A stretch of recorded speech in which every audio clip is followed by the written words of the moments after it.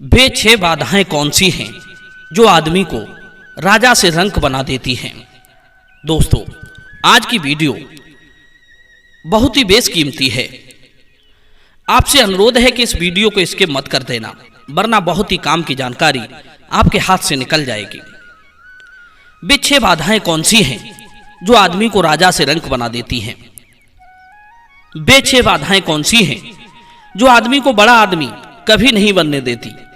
तो चलिए जानने के लिए बने रहिए इस वीडियो में, वीडियो की समाप्ति तक। ये कहानी है राजा विक्रमादित्य की। कहते हैं राजा विक्रमादित्य बहुत ही धर्मात्मा और प्रजापालक राजा थे, जो अपनी प्रजा के दुख सुख का आठों पैर ध्यान रखते थे। वे अक्सर वेश बदलकर रात में घूमा करते थे। छोटी से छोटी गतिविधि पर उनकी पैनी नजर रहती थी।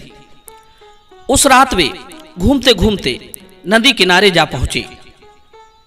चांद की रोशनी में नदी का जल दूर से चमक रहा था। राजा विक्रमादित्य नदी किनारे खड़े हुए नदी की उस छटा को निहार रहे थे जो चांदनी रोशनी में चमक रही थी। तभी उनके कान में एक आर्त स्वर सुनाई पड़ता है, जैसे कोई किसी को अपनी मदद के लिए पुकार रहा हो। कोई जरूर किसी बड़ी मुसीबत में पड़ा हुआ था। बचाओ बचाओ की आवाज राजा विक्रमादित्य के कान में पड़ी तो वे एकदम से चौकन्ना होकर उस आवाज की दिशा में जाने लगे। कुछ दूर आगे जाने पर उन्हें पता चला कि 2 लोग इस नदी के प्रवाह के बीच में फंसे हुए हैं। वे दोनों नदी को तैरकर किनारे पर आना चाहते थे, पर नदी इतनी वेग से बह रही थी कि वे दोनों पानी के साथ बहे चले जाते थे। नदी में डूबते हुए उन दोनों लोगों में एक युवक था और एक युवती थी। वे उस समय बहुत बड़ी मुसीबत से जूझ रहे थे। राजा विक्रमादित्य ने देखा कि एक युवक और एक युवती नदी के बीच जिंदगी और मौत से जूझ रहे हैं, तो राजा ने बिना देर किए ही नदी में छलांग लगा दी और किसी तरह से उन दोनों युवक और युवती को निकालकर किनारे पर ले आए। दोस्तों, उन दोनों में जो युवती थी वो बहुत ही सुंदर थी। उसके अंग अंग से यौवन छलक रहा था। ऐसा लगता था जैसे वो स्त्री स्वर्ग की कोई अप्सरा या देव कन्या हो। उसकी सुंदरता पर मोहित होकर कोई तपस्वी भी अपनी तपस्या छोड़कर उसे पाने की कोशिश करने लगता। वो भी अपना योग छोड़कर उसे पाकर गृहस्थ जीवन की कामना करता। मित्रों, राजा विक्रमादित्य ने उन दोनों को नदी से निकालकर उनकी जान बचाई थी। वे दोनों अपनी जान बचाने वाले पुरुष को बड़ी कृतज्ञता से देख रहे थे।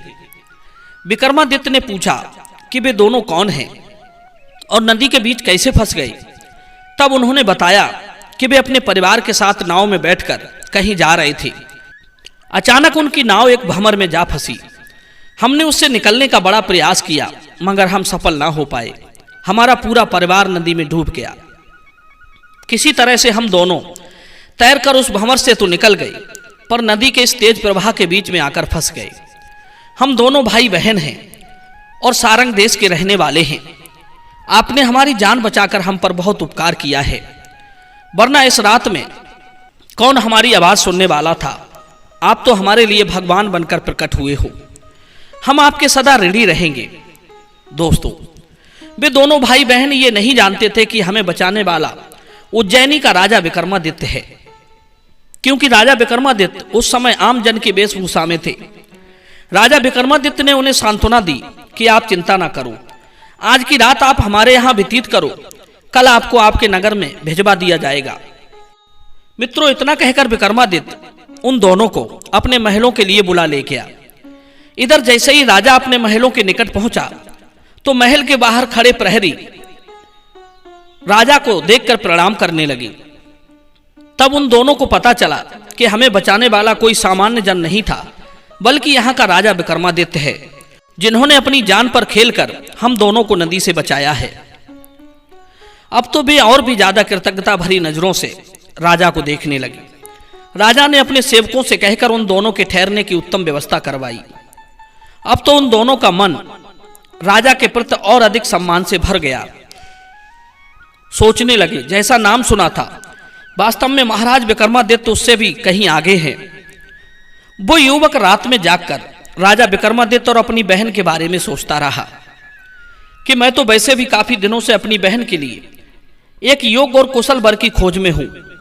मेरी बहन किसी राजकुमारी से कम नहीं है। तो उसका होने वाला पति भी कोई राजकुमार या राजा ही होना चाहिए। और मुझे लगता है कि महाराज विक्रमादित्य से अधिक योग्य और उचित वर मुझे कोई नहीं मिल सकता। मेरी शुरू से यह इच्छा रही है कि मैं अपनी बहन का विवाह किसी राजा से ही कराऊंगा, परंतु मेरी आर्थिक स्थिति इतनी अच्छी नहीं है कि मैं किसी राजा के सम्मुख जाकर भी खड़ा हो पाऊं। परंतु राजा विक्रमादित्य मेरे प्रस्ताव को अस्वीकार नहीं करेंगे, मुझे इस बात का पूरा भरोसा है। कल सुबह मैं महाराज विक्रमादित्य के पास अपनी बहन के विवाह का प्रस्ताव लेकर जाऊंगा। दोस्तों, इन्हीं बातों में जब सवेरा हो गया तो उसने अपनी बहन से कहा कि वो अच्छी तरह से सज संवर कर तैयार हो जाए, हम उसके विवाह का प्रस्ताव लेकर राजा विक्रमादित्य के दरबार में चल रहे हैं। अब तो दोस्तों वो लड़की सज धज कर तैयार हुई। सुंदर तो वो थी ही, सज संवर कर जैसे ही वो चली तो इंद्र की अप्सराओं को भी लज्जित करने लगी। देवता लोग भी उसे देखकर मोहित हो जाते। चारों तरफ अपनी सुंदरता का जादू बिखेरती हुई वो अपने भाई के साथ राजा के सम्मुख पहुंच गई।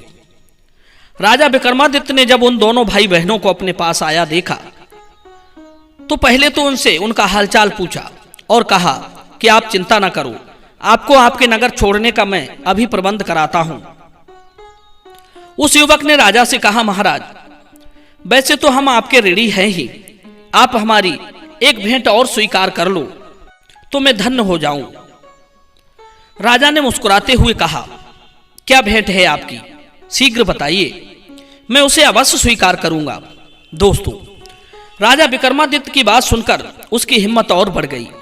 उसने तुरंत अपनी बहन को आगे बढ़ाया और बोला, महाराज मेरे पास मेरी बहन ही आपको देने के लिए सबसे कीमती भेंट है, आप इसे स्वीकार कर लो तो मेरी सारी चिंताएं दूर हो जाएंगी। उस युवक की बात सुनकर महाराज विक्रमादित्य बोले, भाई मुझे तुम्हारी ये भेंट स्वीकार है, किंतु पत्नी के रूप में नहीं, बहन के रूप में मैं इसे स्वीकार करता हूं। दोस्तों, राजा का जवाब सुनकर वो युवक आश्चर्यचकित रह गया। सोचने लगा, मैं तो सोच रहा था कि महाराज उसे अपनी पत्नी बनाएंगे, मगर यहां तो सब उल्टा हो गया।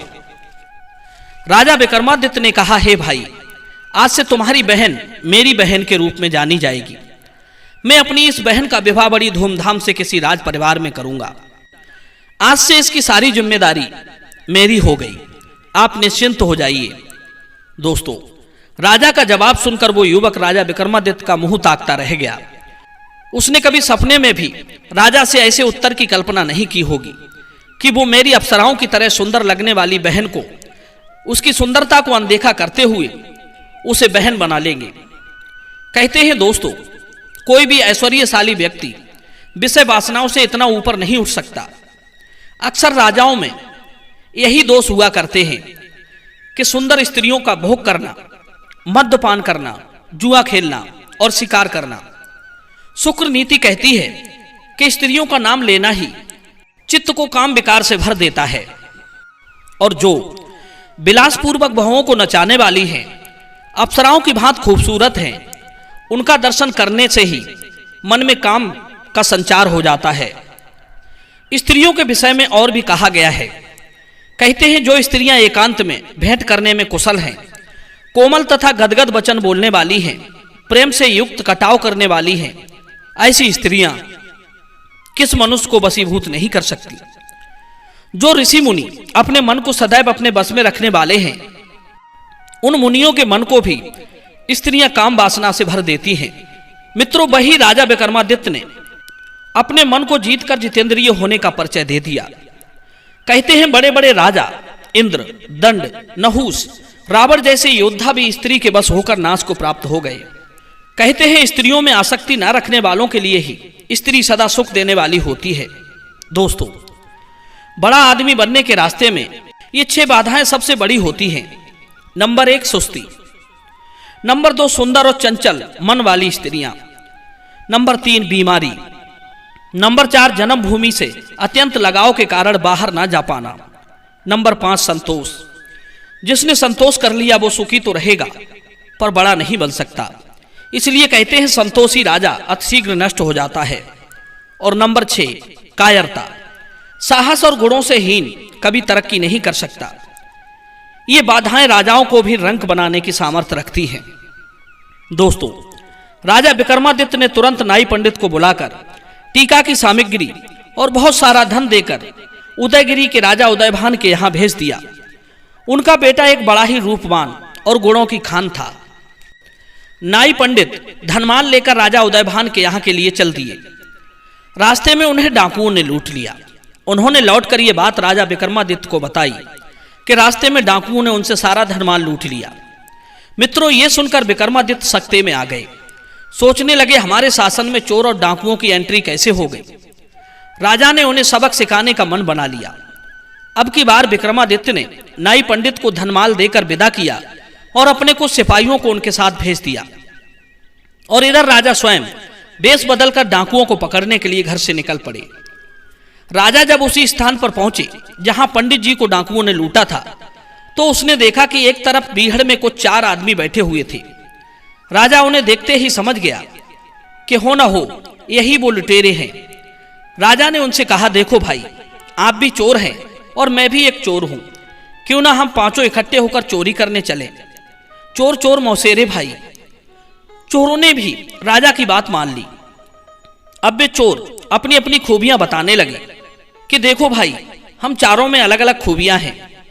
एक चोर चोरी करने के लिए मुहूर्त निकालता है, दूसरा चोर पशु पक्षियों की आवाज समझ लेता है, तीसरा चोर गायब होने का हुनर जानता है और चौथा चोर कठिन से कठिन दुख पड़ने पर भी मुंह से आह तक नहीं निकालता।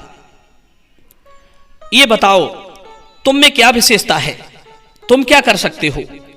विक्रम ने कहा, मेरे अंदर यह विशेषता है कि मैं छिपे हुए धन का पता लगा लेता हूं कि धन कहां पर रखा है।